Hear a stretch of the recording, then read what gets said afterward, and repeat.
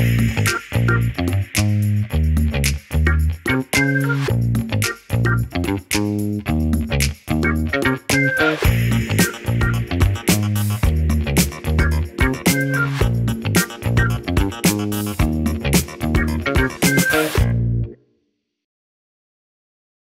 God, hari ini sesuatu yang historical terjadi karena mulai dari nol selama dari satu episode ke episode yang lain selalu sendirian narasumbernya. Sekarang couples goals.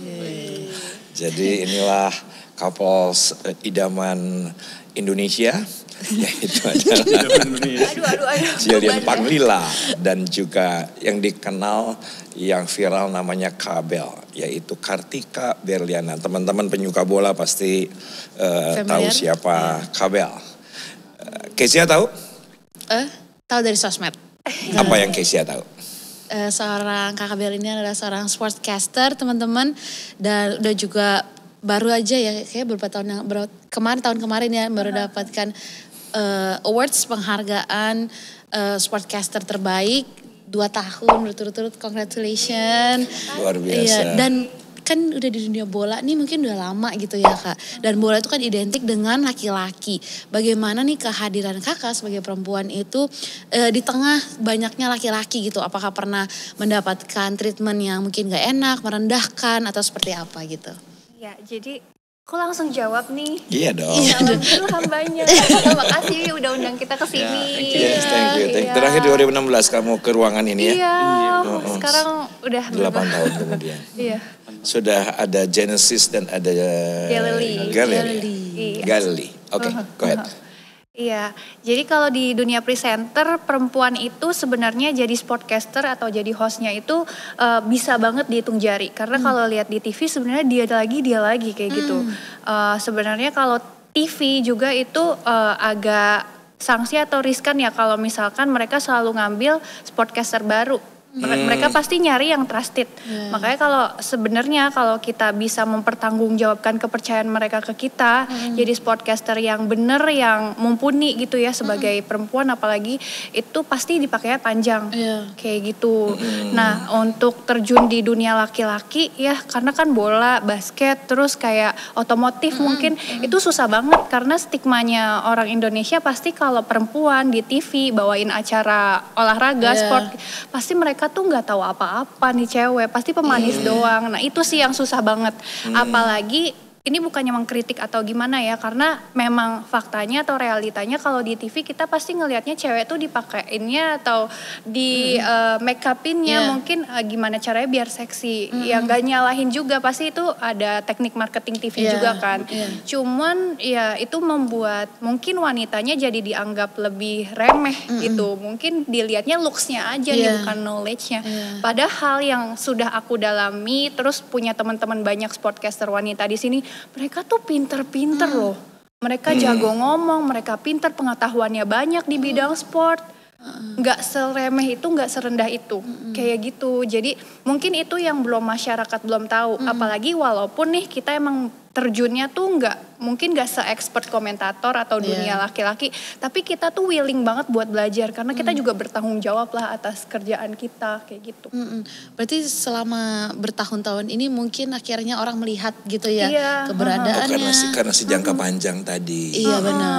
Butuh waktu sustain atau enggak, konsisten atau enggak, stable atau enggak. Dan dari kitanya sendiri kayak aku ini kan diremehinnya selain karena aku wanita dan aku dianggap paling cuma pemanis, knowledge-nya paling nggak ada. Selain itu aku juga sebenarnya agak cadel juga kan. Dan soalnya tuh cempreng juga gitu loh. Jadi kalau sebagai news anchor atau caster atau host kan biasanya harus lugas harus bulat suaranya, harus jelas artikulasinya. Sedangkan aku nih nggak sejelas itu gitu. Ya puji Tuhan belajar terus tetap ya kerja keras sih. Walaupun diremehkan tapi ya pembuktian aja be the best version of us lah setiap pekerjaan. Seperti untuk Tuhan bukan untuk manusia. Pasti dibantu lah sama Tuhan gitu. Nah, kalau apa kontribusi daripada Jillian sebagai dulu pacaran berapa lama? Kita dari 2014, berarti sampai married 5 tahun. Nah, 2014, 2016 udah turnamen host sportcaster. Waktu itu apa? Euro atau Piala Dunia? Euro 2016. Euro 2016, udah gitu Piala Dunia 2018, udah gitu terus berjalan. Kontribusi kamu ke waktu itu masih pacar dan sekarang istri seperti apa? Banyak banget. Jangan kamu yang jawab, saya nggak nanya kamu, saya nanya Jilian. Sebenarnya sih enak menjawab Kartika ya, biar nggak kelihatan sombong gitu. Karena enggak gini, awalnya Kartika sama sekali nggak ngerti bola. Nah itu kan penting. Kita tahu turnamen seperti Euro 2016, terus Piala Dunia itu kan sistemnya nggak seperti Liga Primer atau Liga yang setiap minggu ketemu, yang tahun berbeda setiap minggu dan tahun depan bulan depannya mungkin bisa ketemu lagi orang yang sama gitu. Nah sistem itu berbeda. Jadi awal-awal aku ngasih tauin Kartika karena aku suka bola banget dari dulu pecinta bola, jadi aku juga lumayan bisa menjelaskan gitu ya.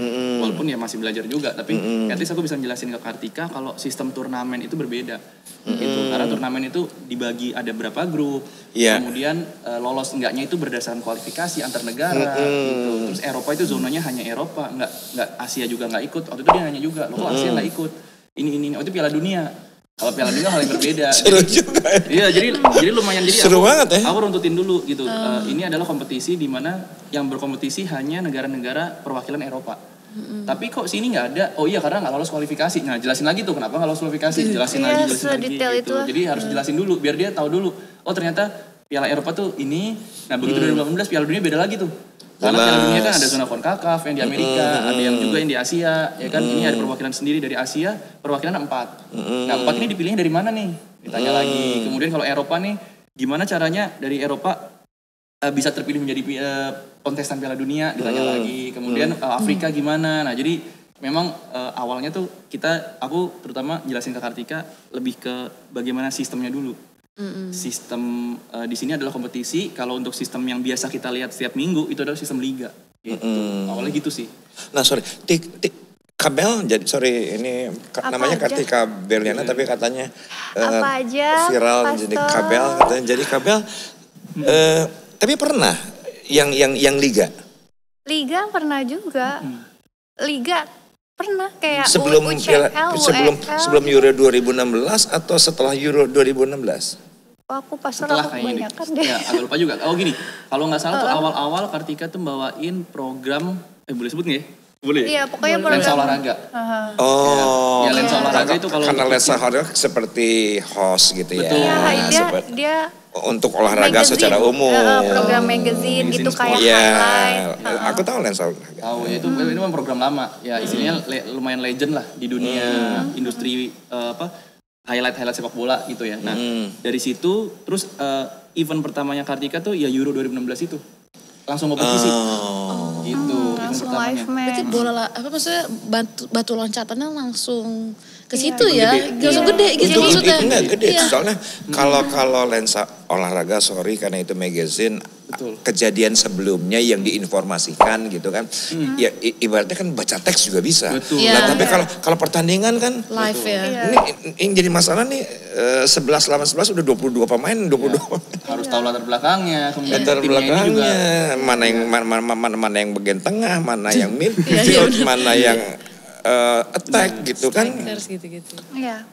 Seru banget ya. Belum lagi track recordnya tim-tim ini kenapa bisa mencapai di situ itu terus dia 5 pertandingan terakhir itu seperti apa. Jadi kita harus tahu dulu track recordnya mereka 5 pertandingan terakhir, terus habis itu siapa bintangnya di sana, pelatihnya siapa, itu lumayan berpengaruh tuh. Itu bisa jadi bahan untuk nanti si Kartika ya mungkin jadi pengetahuannya dia untuk nanti diolah pada saat live. Biasanya gitu. Harus sering-sering nonton sih Pastor biar aku tuh jadi ngerti gitu. Terus malah aku juga main gamenya juga di handphone. Jadi aku main basket, aku main bola juga. Aku jadi tahu positioning gitu. Jadi kamu bukan hanya sportcasternya bola aja, juga basket. Iya basket juga pernah. kemarin. NBA sih. NBA. Jadi basket luar Amerika, NBA. Loh, kok bisa? Karena TV-nya ngambil channelnya franchise-nya itu nonton di Video.com sih itu. Oh iya Iya. benar banget. Iya gitu. Jadi apa aja lah sport kayak GP juga, F1 juga gitu. It's all sport. Kalau aku dulu sebelum menikah itu nonton live-nya. Sekarang kamu tanya pertandingan kemarin hasilnya berapa? Aku tahu. Aku penikmat sepak bola. Sepak bola. Aku penikmat sepak bola. Jadi kebayang waktu apa tuh pekerjaan daripada Kartika gitu yang harus ngurusin kalau liga per minggunya pertandingan yang berbeda, tim yang berbeda, 5 pertandingan sebelumnya dievaluasi, ritmenya akan seperti apa. Itu sih seru banget sih. Seru sih. Dan kalau Kartika memang tipenya tuh dia suka nyatet. Kalau yang lain dan nyatetnya di buku manual. Kalau yang lain mungkin di handphone atau misalkan dia nginget-nginget aja kayak di gitu. print terus dibaca. Di print dibaca. Kalau Kartika benar-benar nyatet. Jadi dia nulis sendiri kayak ya kita kayak ngerangkum kayak anak-anak zaman SMA dulu lah, kayak rangkuman dicatat. Oh jadi ini pakai bahasa dia sendiri. Sehingga pada saat dibaca ulang dia mengerti ya karena bahasa dia kan. Jadi dia lebih mudeng gitu. Aku emang kutu buku soalnya. Gitu. Gak kelihatan sih Kak. Iya gak kelihatan. Yang ya sebenarnya kalau untuk bola tuh kalau untuk Kartika yang kalau untuk kita bicara pertandingan big match itu enak. Tim gede lawan tim gede. Nah, dia waktu itu pernah 1 kali 2 kali. Ibarat penonton juga udah tahu siapa yang main. Iya. Tahu, ya. Kalau tim yang repot adalah kalau tim yang ya sorry itu sih kayak kurang yang papan bawah lah. Ya mediocre lah. Mediocre itu. Dan itu mau nggak mau dia karena udah jadwalnya bulan sebelumnya jadi kan mau nggak mau ya memang harus belajar itu. Iya, gitu. justru di situ pembuktiannya seberapa bisa kita ngebawain tim-tim yang emang jarang ditonton sama netizen, bahkan netizen tahu, tapi ketika nonton kita dia bisa menikmati dari informasi kita. Gitu. Mungkin kalau tim-tim besar mereka udah pada tahu, jadi ketika ngomong A, B, C, ya memang yang tim unggulan gitu lah ya. Cuma kalau tim-tim mediocre, karena memang disiarin di TV, kemudian mereka bisa mengerti akhirnya karena si presenternya, mereka pasti ada nilai tambah di situ sih. Iya. Gitu. Nah, untuk pertandingan berikutnya gitu, berapa lama kamu harus belajar? Pada zaman 2016, zaman sekarang mah udah hafal kan? Setiap hari aku benar-benar belajar, Pastor. Jadi kayak bangun tidur tuh sebelum dengar khotbah, bahkan aku buka HP dulu buat baca detik.com. Jujur buat update masalah all sport. Kayak aku nggak ngebanding sport apapun kayak badminton, semua aku bacain dan berita aku bacain. Nah terus sambil aku nanti siangnya aku pelajarin terus, kayak aku catat apa yang aku dapat hari itu, aku catat entah di HP kalau lagi nggak bawa paper gitu. Terus-terusan seniat itu aku untuk mempertanggungjawabkan kepercayaan TV ke aku gitu. Wow. A good point ya buat anak muda zaman sekarang gitu ya, yang maunya maksudnya instan gitu, langsung jadi apa gitu. Ada prosesnya. Harus agak ambisi sih. Benar. Iya, ambisi yang baik kan, positif gitu. Kalau di dunia bola itu masih ada nggak sih Kak yang mungkin judi gitu, yang langsung gitu, yang langsung nih ya, langsung nelfon, langsung gimana? Karena ya aku ya sebut aja karena sahabat dan juga temannya Kartika juga. Jadi ada presenter sepak bola zaman kolonial namanya Tamara Geraldine dan juga sahabat kita gitu ya, aku sebut namanya. Kalau dia memang player. Iya. Kalau memang dia player, jadi waktu lagi pertandingan, dia telepon sana sini. Nah iya, sekarang banyak kayak gitu. Sekarang juga masih ada sebelum kayak ini gitu. cerita dia sebelum taubat. Iya. Kalau sekarang dia udah jadi pendeta, dia jadi hamba Tuhan. Dia udah khotbah di mana-mana. Tapi waktu dulu sebelum taubatnya ya sambil nunggu ya player. Nah kalau atmosfer sekarang seperti apa? Ya sebenarnya sama, masih ada beberapa yang kayak gitu. Apalagi kalau sekarang tuh lagi hype-nya atau viralnya artis-artis di endorse judi online. Tapi udah ditangkep-tangkepin tuh, ya kan? Emang sebenarnya sih nggak boleh. Cuman kalau dari temen ke temen, apalagi komunitas, kita bisa apa? Sebenarnya kan nggak bagus juga lah. Tapi ya mereka yang punya kontrol diri mereka, kita bisa apa gitu kan? Pokoknya yang ada bahasa-bahasa gacor ya, pasti judi online tuh. Oh gitu. Ada clue-cluenya ya? Itu udah pasti judi online itu sih. Iya. Udah pasti itu. Kepanjangan apa gacor? Ya mungkin nggak tahu, mungkin istilahnya mereka ya. Jadi kayak gacor tuh maksudnya, bagus nih. Jadi kan ada beberapa website. Biasanya kalau judi online tuh ada beberapa website. Nah website A, B, C itu macam-macam. Biasanya website A ini gacor nih gitu. Maksudnya menang terus gitu. Gitu. Jadi pakai itu aja gitu. Mungkin aja website menang terus gini-gini gitu. Ya mungkin kalau zaman sekarang ya karena emang lebih canggih kali ya. Jadi dari handphone juga bisa. Jadi nggak perlu telepon-telepon. Iya sih benar. Sepertinya sih kayak gitu sih. Cuma kita tahu tahun lalu memang udah viral ditangkepin nih. Iya. Beberapa oknum dan sindikat yang memang judi online bla bla ditangkepin semua sih. Gitu. Tetapi prakteknya masih tetap Masih ada. pasti.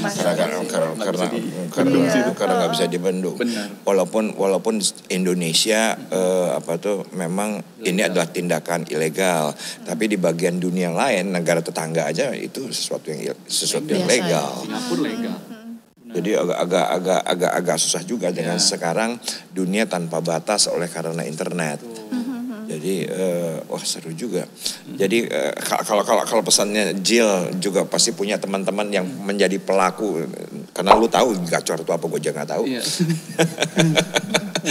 Maksudnya untuk teman-teman gitu ya, selain tadi gacor gitu, clue apa gitu ketika lagi pertandingan apa, lagi hype apa gitu, tiba-tiba masuk notifikasi apa, itu seperti apa yang harus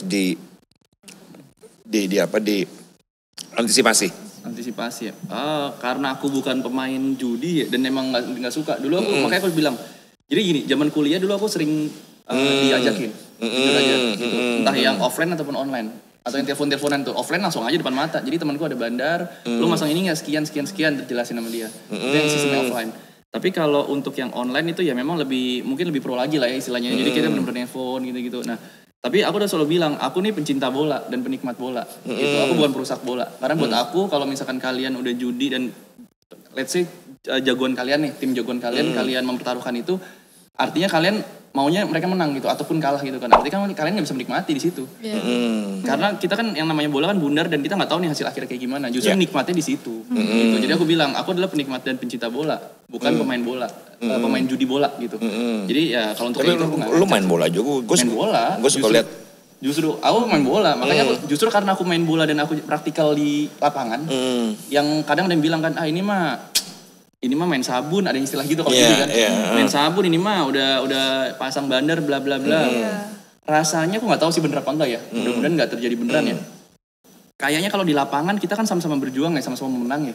Rasanya nggak tahu deh cara main sabun tuh gimana, kita sengaja mengalah, aku sih nggak dapet itu sih. Karena kalau aku di dalam lapangan aku kompetitif sih. Paham. Ya kan, aku maunya yang menang. Aku Masa tiba-tiba bola dikasihin ke lawan. Nah, itu makanya aku juga kadang nggak dapet di situnya esensinya. Udah gitu orang melawan dribble, udah gitu dia mau ke kiri, kita dilewatin ya gitu kan nggak dapet ya, kita sikat bener kan itu kan istilahnya, kita jaga bener gitu. Makanya karena aku juga sering main bola sampai sekarang gitu, dan aku hobi banget bola, aku juga penikmat dan pencinta bola gitu. Jadi pada saat teman-teman udah ngomongin judi dan lain-lain, aku sih emang nggak tertarik sih, karena bukan di situ gitu. Aku mencintai bolanya nggak di sisi itunya, bukan di sisi duitnya. Kalau temanku banyak di sisi duitnya, karena gede, lu zaman dulu nih, atau zaman 2010 Spanyol kan.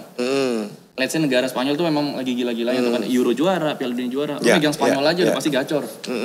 Lu pegang aja pasang gini, main atas main bawah lah istilahnya gitu kan. Purla apalah. Ya udah. Terus aku ngerasa enggak, jagoan gue tetap Inggris. Nah kalau teman-temanku memang jagoannya sebenarnya bukan Spanyol, tapi karena Spanyol lagi di atas, demi menang dia masang Spanyol gitu. Bagi aku ya kalau mau kalah menang aku tetap Inggris gitu.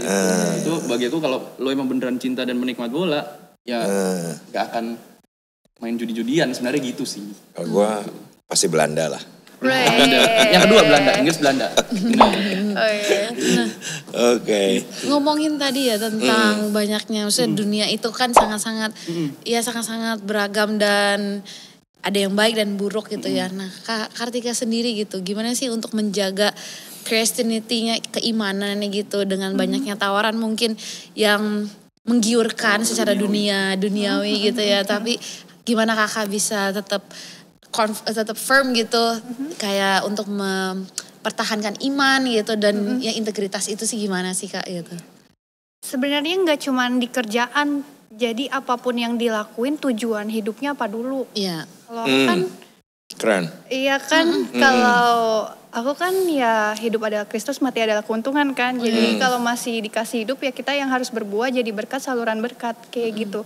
Nah kalau misalkan nih ada yang nawarin ke aku, tapi kira-kira kayaknya aku nggak jadi berkat deh di sini. Kayaknya ini bukan saluran berkat yang bagus deh buat aku, apalagi keturunan aku, rasanya lepas aja. Kayak gitu.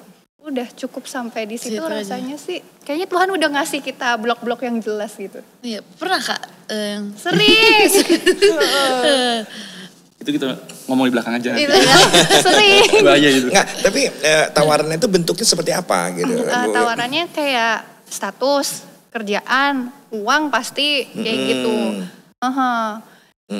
Ya kayak gitu banyak banget. Tapi kalau dari sisi ini sih betapa pentingnya juga komunikasi antar suami istri ya. Iya. Nah, aku tuh kalau apa-apa benar-benar yang ngomong langsung kedua, aku ditawarin ini tahu, aku ditawarin itu tahu. Bahkan waktu sebelum aku benar-benar official mau nikah sama Gillian masih ada beberapa lawan jenis kan yang ya masih ada yang deketin, masih ada yang nembak bahkan bilang suka gitu. Aku pun bilang sama dia.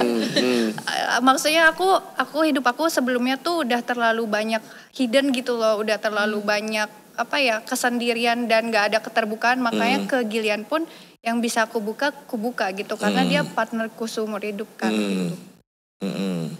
Nah tadi kembali karena Kartika itu ada di showcase gitu ya, yang dilihat sama semua orang, yang kembali ada yang suka dan ada yang tidak suka. Nah lu sebagai suami gitu ngadepin yang orang yang gak suka sama dia gimana? Kan itu menarik tuh. Ya kalau suka ya biarin aja lah.